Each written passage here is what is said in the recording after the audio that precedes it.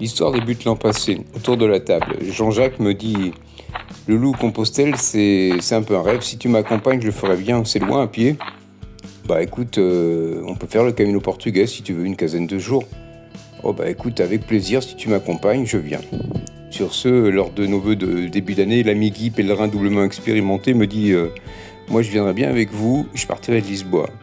Et sur ce, nous voilà à dîner ensemble ce soir à Porto et le Camino commence dès demain matin. On dédie cette première journée à nous rencontrer, bien rigoler ensemble et puis nous faire composter notre crédentiel ramené gentiment par Guy de Lisboa à la cathédrale de Porto. Le deuxième jour commence à 5h du matin et dans le dortoir, la nuit fut brève. Je m'affaire sur l'échelle de mon lit superposé à ranger mon setup quand la porte jouxtante s'ouvre et je reçois une tape sur l'endroit qui mérite son dû. Bien évidemment, l'ami Guy, auteur de cette chose infâme, pouffe d'un rire contagieux, nous entraînant Jaco et moi-même. La journée commence dans la douceur matinale où après une longue descente d'escalier, nous rejoignons le Douro. Nous longeons l'océan, passons à côté de Matosinhos, les restaurants commencent à allumer des immenses barbecues pour cuire les sardines et autres spécialités culinaires. Il est midi quand nous décidons de nous reposer dans un restaurant typique où sans regret nous allons nous casser le ventre avec cuisine maison simple et savoureuse. Ce soir la nuit sera meilleure dans un mobil-home au camping Orbiture de Lavra. Le deuxième jour, nous quittons Pavea de Vardim à 4h30. Jaco est déjà réveillé depuis un moment. Quand on se réveille gentiment avant d'enfiler un bon petit-déj, la fraîcheur matinale nous enveloppe gentiment et nous accompagne du chant du coq et de chants d'oiseaux. Je prends un malin plaisir à sentir l'air marin caresser mon visage et en profite pour respirer à plein poumon. Nous profitons du bord de mer aujourd'hui pour le dernier jour avant de reprendre le Camino central vers São Pedro de Rat. 5e jour, j'entends Jaco s'étirer dans le moiteur du coude du dortoir.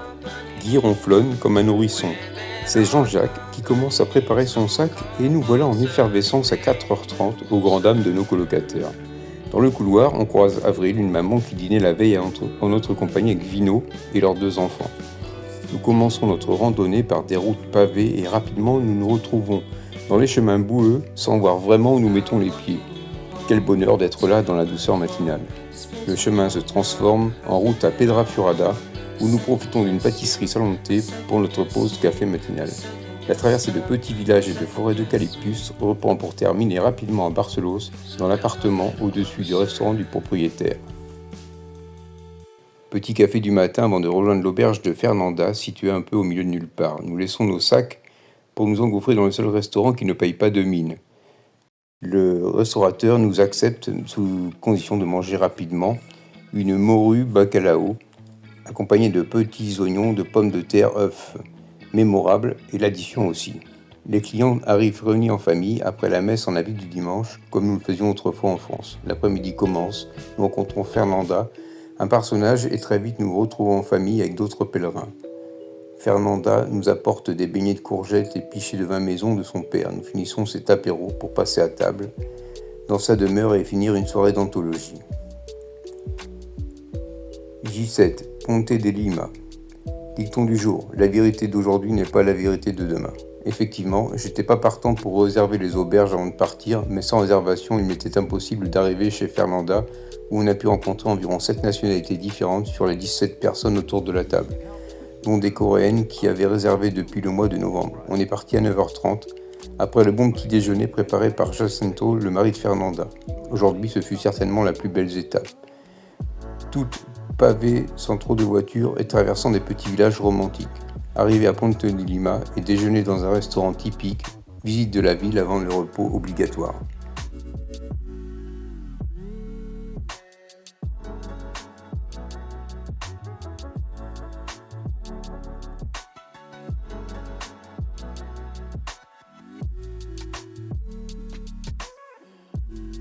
Huitième jour, en direction de Rubiaes. Comme d'habitude, départ à l'aurore dans un froid contrastant avec la chaleur dans laquelle nous sommes arrivés à Porto il y a déjà 7 jours. La pluie sera de la partie tout au long de la journée, entrecoupée d'éclaircies. Encore une belle journée de randonnée, de paysages merveilleux, de chemins boueux et de grimpettes. La nuit a été courte pour ma part et rapidement je suis rentré dans la rando et la nature a pu me régénérer pour arriver à Rubiaes après 21 km. Pour le 9e jour, nous partons en direction de Thuy.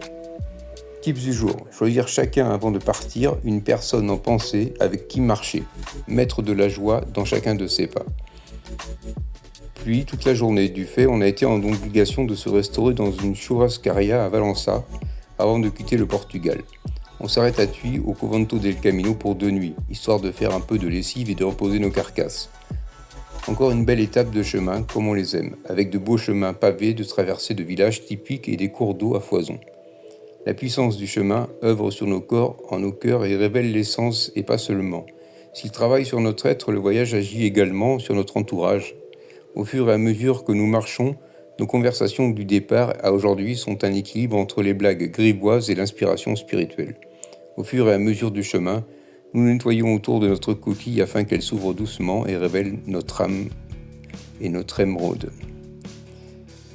Valença, journée relâche et nous avons été bien guidés pour repasser la frontière par le pont Eiffel de 1886 pour arriver dans une cantina portugaise et goûter à la cozida portuguesa, plat typique, genre poté au chou qui m'a rappelé une journée mémorable à Belém avec ma Jojo.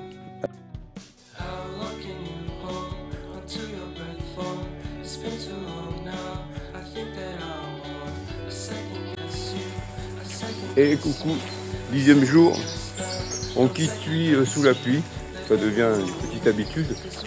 Lever à 5h30, bon c'est clair que on va aller voir l'inspection du travail parce que le patron nous fait faire des heures de dingue.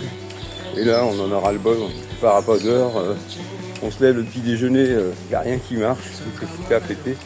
Bon c'est pas grave, c'est la loi du chemin. Et donc hier soir, petite soirée sympathique avec en cuisine puisque tout était fermé en ville, c'est la Saint-Elme. Bon, 10e journée, on a réussi après 12 km à trouver un bistrot en ce jour de vendredi saint.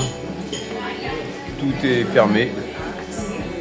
Et sauf ici, on a de la chance, on est à 3 km de notre auberge et on va s'arrêter parce qu'il pleut dehors depuis ce matin.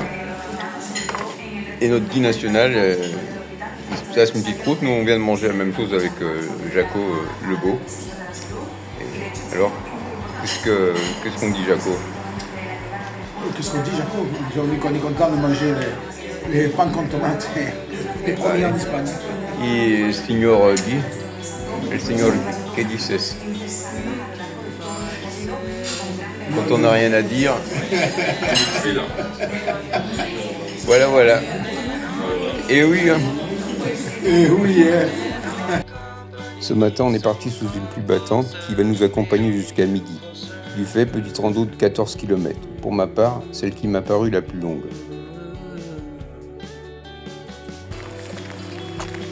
Se lever aux aurores est un trésor.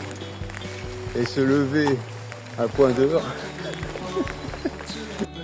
Hier après-midi, la pluie a continué et nous nous sommes prélassés dans nos lits au dortoir. Cet après-midi, nous allons faire la même chose car sur les 17 km de ce matin, nous avons eu un choix important entre grêle, orage et pluie battante. Nous nous sommes depuis Thuy en dessous des 100 km nécessaires à valider la Compostela. De fait, nous rencontrons une plus grande densité de pèlerins. Nous apportons tous les trois nos couleurs pour cette toile que nous sommes en train de peindre et mes sœurs et frères de Camino sont aussi les miroirs permettant de travailler sur soi-même. 13e jour. Nous sommes partis pour une chasse aux œufs de 24 km. Pas d'œufs, 3 coquilles et 3 cloches. Lol. Des bus départ que des pèlerins sur le parcours. Nous sommes de plus en plus nombreux. Ça va bouchonner dans les derniers kilomètres. Surprise du soir, juste au-dessus de l'albergue avec la procession du Christ. 13e jour, jour de Pâques. La veille, je me suis tombé du lit haut et fracturé une vertèbre et affaissé. Après 2 heures de sommeil, je marche jusqu'à la gare. Arrivé, je trouve un bus qui part dans 3 minutes à Calda de Reis. Je fais un petit tour dans cette magnifique cité de Calda en vue de m'approvisionner pour le déjeuner. Juste avant le market, je vois un magasin d'orthèses. Il est 14h, je sors avec mon corset. L'aventure, c'est l'aventure. J15, Padrone, jolie ville espagnole où j'ai retrouvé mes acolytes en début d'après-midi. Après leurs 22 km, frais comme des gardons, Guy ouvre son téléphone. Il me dit « Tiens, c'est pour toi ». Google me propose de visiter la fontaine miraculeuse à Padrone. Du coup, petit détour pour faire une prière et goûter l'eau. Et oui, ça change. Voilà, 15e jour. 15e jour, j'arrive à Compostelle. Le bus va laisser 2 km, 3 km du centre. Donc je vais pouvoir finir le chemin, comme j'avais commencé à Porto. Et peut-être retrouver mes amis sur la place, ça c'est sûr, dans pas longtemps. Et profiter d'aller peut-être à Fisterra après, on va voir. Allez, la bise. Et soyez fortes les filles. Pris le bus au départ de Padrone avec des millions de faux pèlerins. Non, je rigole, quelques vingtaines. Et bus qui va m'arrêter 3 km avant Compostelle, sur le chemin, ce qui me permet de finir tranquillou jusqu'à la cathédrale. Retrouvailles avec les Canadiens et l'équipe d'Italiens adorables qui ont appelé les secours lors de ma chute. Jean-Jacques et Jean-Guy arrivent après 25 km de rando, une vraie belle émotion nous envahit. Finalement, je n'aurais fait que 230 km sur les 290 pour arriver à Saint-Jacques sur le Camino portugais.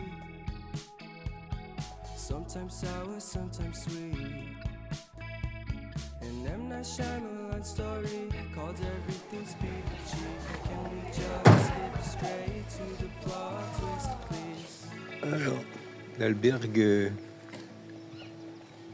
de San Mamés de la Peña,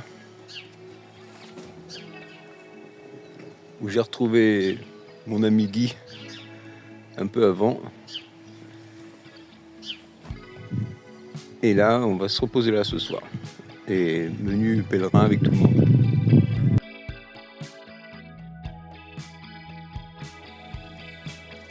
Donc là, il y a un petit bar avec terrasse.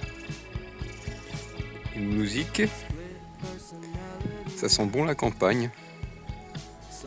Avec une bonne odeur de fumier. Et puis on a la chance d'être à côté du cimetière, ça nous rappelle que on est là pour en profiter. Et là il y a le Convento del Camino, pas le Convento del Camino, c'est l'auberge San Mamés de la Peña. Montant ce matin au petit-déj dans la chambre, avant de descendre tranquillement vers l'arrêt de bus à 4 km. Je retrouve Jean-Jacques et Jean-Guy à Pereira au restaurant Casa Barquero. Mes deux compagnons qui ont déjà enfilé 18 km ont continué en enfilant une autre côte, frite quant à moi, même si je ne suis pas sûr de la qualité du resto, je suis ravi d'être servi d'une magnifique salade jarniçoise. Nous déjeunons ensemble et ensuite nous allons faire une rencontre fabuleuse dans la personne de Lola, conductrice de taxi. En effet, il reste environ 2 heures de marche et Jean-Jacques a pris la sage décision de stopper ici pour ne pas faire empirer son mal au genou. Lola arrive 2 minutes après notre appel. C'est une femme d'une 50aine d'années qui nous avoue avoir un problème de peau qui lui a même coûté qu'un client refuse de payer. Rien de grave selon le médecin, cela peut s'arranger dans 4 jours. S'ensuit une discussion sur le Camino qu'elle nous dit ne jamais avoir fait, en tout cas comme beaucoup en le faisant 20 à 30 km par jour, genre compétition. Pour elle, le Camino est une analogie de la vie et son Camino, elle le fait dans son taxi entre autres choses, en rencontrant les pèlerins de multiples nationalités. J'aurais pu l'écouter parler encore plusieurs heures, tellement ses paroles sont pleines de sagesse. On aurait dit une chanson de Facundo Cabral. S'ensuit la rencontre avec l'aubergiste Manuel, avec lequel nous allons passer la fin d'après-midi avant de dîner ensemble avec les pèlerins. Soirée magique nous gratifiant de la chance de chanter le chant des pèlerins avec l'auteur-compositeur. Nous sommes arrivés le lendemain à l'auberge Espiral. On a eu le temps de se faire une petite balade au bord de mer avec l'ami Jaco. Une petite baignade, ramassage de coquilles aussi pour ma part et puis celle de Jean-Jacques. Petit repas habituel ensemble sur le port. Et puis balade de l'après-midi où j'ai rencontré Pepuccio, un ancien marin qui passe son temps à jouer aux cartes l'après-midi. Il n'y a pas que dans le Perche. Et puis déambulation dans les rues de Fisterra avant de prendre le temps de monter les 8 derniers kilomètres qui nous séparent jusqu'à la borne du kilomètre 0 à Fisterra, où là on peut voir ces magnifiques photos avec une équipe fabuleuse. Et puis on a pris un anti-crampe face au coucher du soleil pour le voir tranquillement se fondre dans la mer. Dernier jour à Fisterra, j'ai pris mon temps comme d'habitude depuis ces dernières étapes et je suis allé au bout de ce chemin. Il y a une croix avec le soleil qui se lève juste derrière. J'ai pu déposer au pied de la croix d'une manière symbolique toutes les charges virtuelles que je portais justement dans mon sac à dos virtuel avec cette histoire de vertèbres et puis faire des prières à cet endroit-là avant de rejoindre Muxia où on a retrouvé Guy après ces 30 km et le lendemain matin pour voir le soleil qui se lève après l'avoir vu se fondre dans la mer pour pouvoir recommencer à zéro tout ce qu'on a envie. On a passé une après-midi sur le port de Muxia avec Jean-Jacques à regarder la vie paisible, les enfants qui jouaient après les cours, à se baigner tranquillement dans la mer et ça c'était super chouette. Et pour clôturer ce fabuleux voyage, quoi de mieux qu'un bon repas avec une entrecôte d'1 kilo, n'est-ce pas les amis? Allez la bise!